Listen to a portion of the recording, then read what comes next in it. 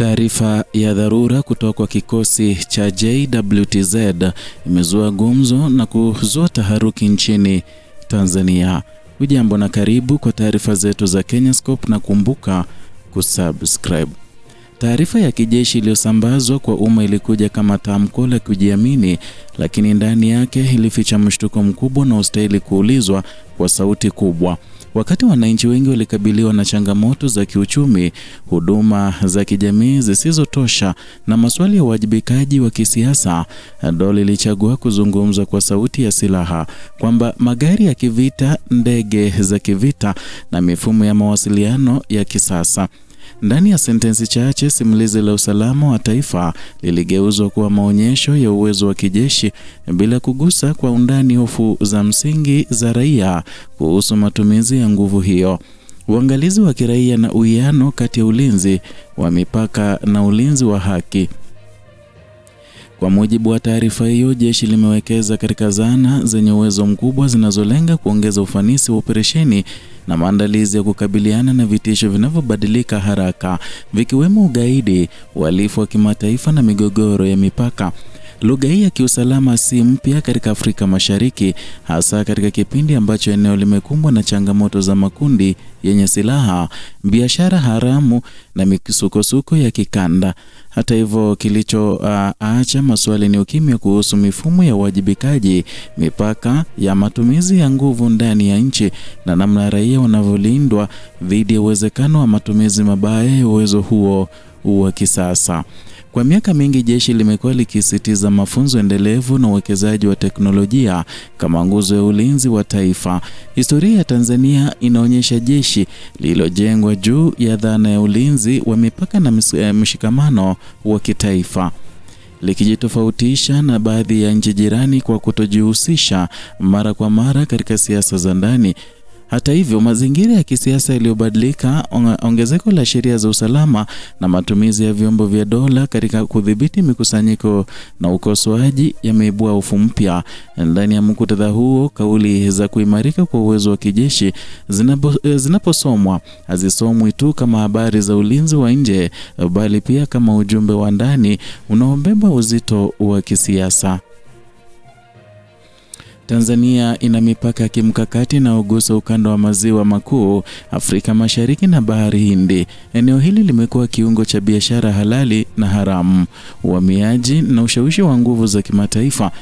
Na katika miaka hivi karibuni, mijadala kuhusu usalama wa mipaka imehusishwa na mapambano dhidi ya makundi yenye itikadi kali, biashara ya dawa za kulevya na uhalifu wa kuvuka mipaka.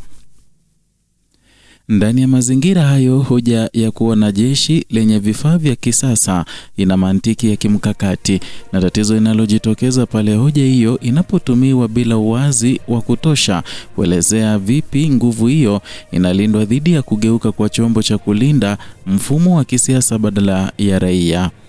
Uzoefu wa kikanda unaonyesha kwamba ongezeko la uwezo wa kijeshi bila uimarishaji sambamba wa taasisi za kiraia huongeza hatari ya kukandamiza uhuru.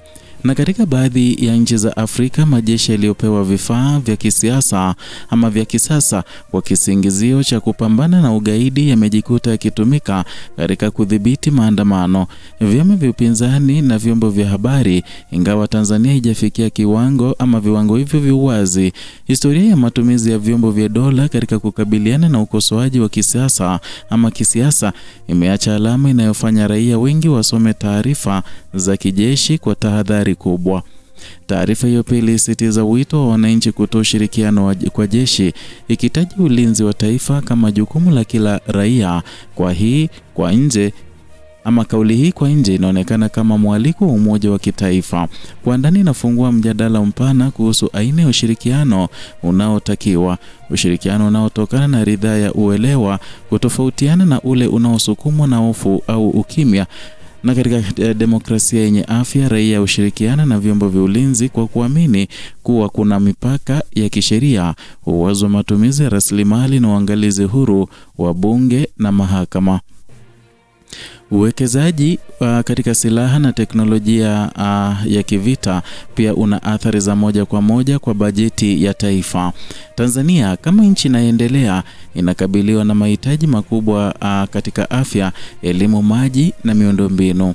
Kila shilingi inayokwenda kwenye ununuzi wa vifaa vya kijeshi ni shilingi inayokosa kugusa huduma za kijamii, na bila mjadala wa wazi wa kitaifa kuhusu vipaumbele, basi taarifa za kijeshi hubaki kama matangazo ya mafanikio bila mizani ya kijamii.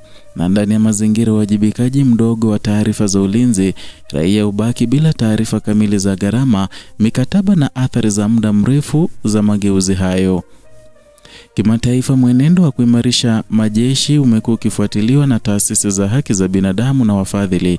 Mashirika ya kikanda kama Jumuiya ya Afrika Mashariki na miili ya bara kama Umoja wa Afrika yamekuwa yakisisitiza uwiano kati ya usalama na haki za raia. Na katika mikutano na nyaraka mbalimbali kumekuwa na msisitizo kwamba mapambano dhidi ya vitisho vya kimataifa yasigeuzwe kuwa kisingizio cha kukandamiza uhuru wa ndani. Tanzania inayojitambulisha kama nguzo ya amani katika eneo inakabiliwa na wajibu wa kuonesha kwa vitendo kwamba uwekezaji wa kijeshi unaenda sambamba na heshima ya utawala wa sheria. Na ndani ya historia ya taifa, jeshi limewahi kuwa taasisi iliyoheshimika kwa kujiepusha na siasa za wazi. Heshima hiyo imejengwa juu ya imani kwamba nguvu ya silaha inalindwa kwa nidhamu na utiifu wa mamlaka ya kiraia. Changamoto ya sasa ni kuhakikisha kwamba imani hiyo haivunjwi na mabadiliko ya mazingira ya siasa na kiusalama. Kadri taarifa za kujiimarisha kijeshi zinavyozidi kuwa nyingi, ndivyo hitaji la uwazi na maendeleo ya kina linavyoongezeka. Mwisho wa simulizi hili hauko kwenye magari ya kivita wala ndege za kivita, bali kwenye mwelekeo wa taifa. Usalama wa kweli upimwi kwa idadi ya silaha, bali kwa kiwango ambacho raia wanahisi kulindwa dhidi ya vitisho vya nje na ndani, wakiwemo wale wanaotumia mamlaka vibaya. Ukimya wa jamii, hofu ya kuhoji na kukubali taarifa rasmi bila mjadala vinaweza kuacha nguvu kubwa mikononi mwa wachache bila mizani. Tanzania inapokabiliwa na dunia inayobadilika haraka, mustakabali wake utategemea kama itaweza kuzawazisha ulinzi wa mipaka na ulinzi wa haki, na kama raia wataendelea kudai uwajibikaji kabla nguvu ya silaha haijageuka kuwa kivuli kinachofunika sauti zao.